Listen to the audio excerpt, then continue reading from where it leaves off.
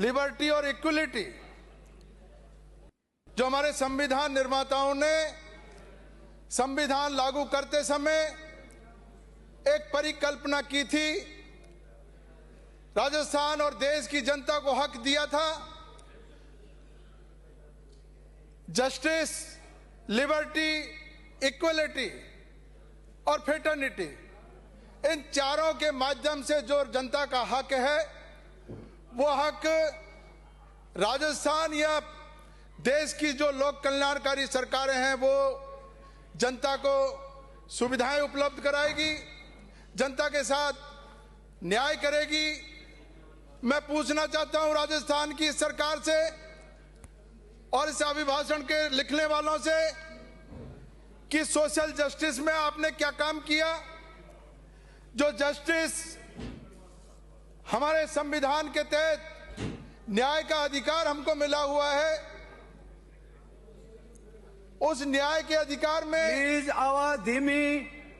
Economic sector में आपने क्या काम किया, उप मुख्यमंत्री लगे हुए हैं, पॉलिटिकल सेक्टर में आपने क्या काम किया। मुख्यमंत्री खुद ही को आपके सदस्य को माननीय सभापति महोदय, राजस्थान की 30% आबादी एसटी, एससी और गरीब तबके की है। सोशल जस्टिस का जो कंसेप्ट है वो आज का कंसेप्ट नहीं है। जब देश आजाद नहीं हुआ था और उस आजादी के लिए हमारे आम जनता ने अपना बलिदान दिया, इस देश का हर वर्ग आंदोलन में जुड़ करके देश को आजाद कराने के लिए जूझा।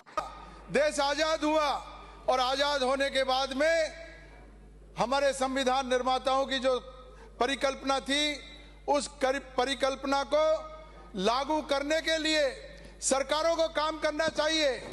ये राजस्थान की सरकार अगर सोशल जस्टिस का कोई कंसेप्ट ला करके सोशल जस्टिस की इस अभिभाषण में बात करती, राजस्थान की जो वीकर सेक्शन है, एसटी, एससी, ओबीसी का सेक्टर है, अगर इसके लिए कोई नई परियोजना लेकर के आती, अभिभाषण में जिक्र करती, तो मैं सबसे पहला व्यक्ति होता, राज्यपाल महोदय को मैं धन्यवाद ज्ञापित करता।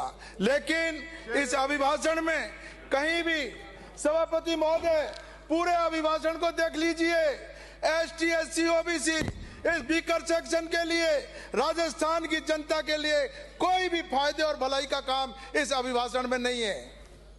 मैं सभापति महोदय आपके माध्यम से यह कहना चाहता हूं कि संविधान निर्माताओं की कल्पना से बाहर जा